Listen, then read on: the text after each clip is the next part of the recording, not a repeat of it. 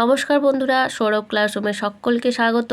আজকে আমার বন্ধুদের জন্য একটা নতুন রচনা নিয়ে এসেছি, সমাজ কল্যাণে ছাত্র সমাজের ভূমিকা।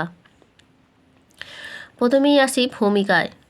মানুষ সামাজিক জীব, ছাত্রগণ এই সমাজের অন্তর্ভুক্ত।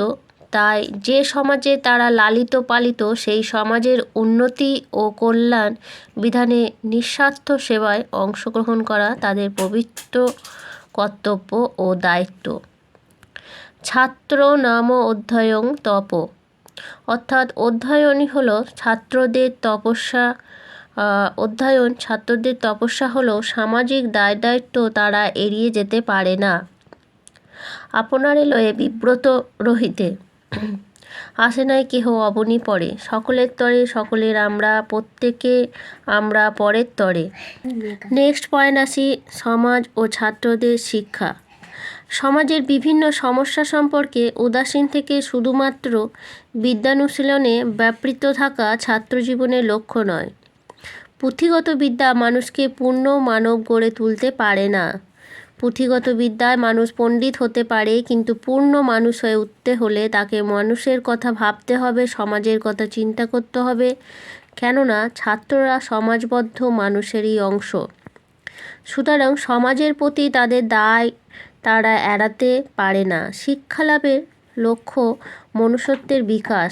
ছাত্রজীবনকে পরিপূর্ণ করতে হলে কেবল পুঁথির ভেতর আটকানো থেকে সমাজের সঙ্গে যুক্ত হতে হবে।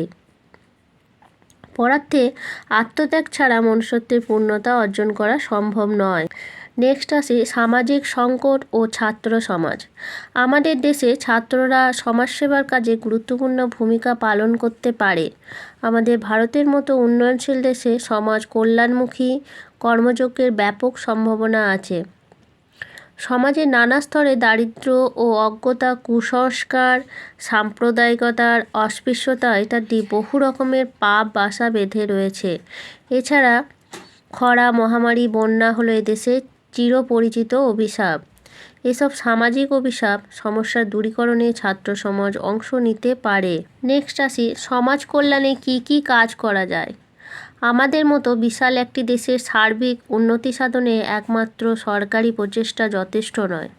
ছাত্ররা সংগঠিতভাবে বা এককভাবে সমাজসেবায় আত্মনিয়োগ করে দেশের বিভিন্ন সমস্যার সমাধানে সহায়তা করতে পারে।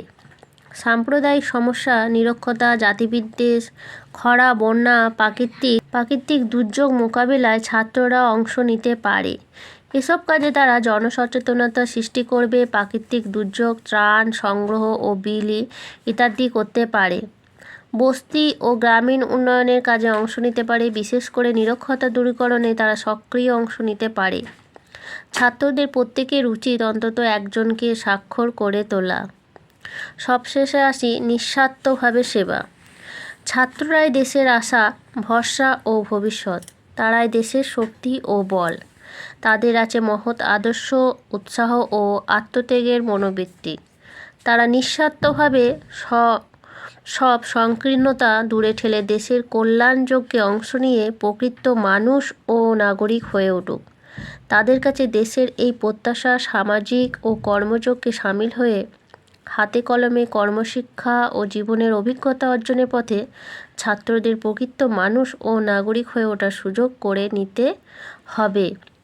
তো এই ছিল আজকের রচনাটি। কেমন লাগলো অবশ্যই কমেন্ট বক্সে জানিও। আর নতুন বন্ধুরা হলে আমার চ্যানেলটিকে সাবস্ক্রাইব করে রাখবে। ধন্যবাদ।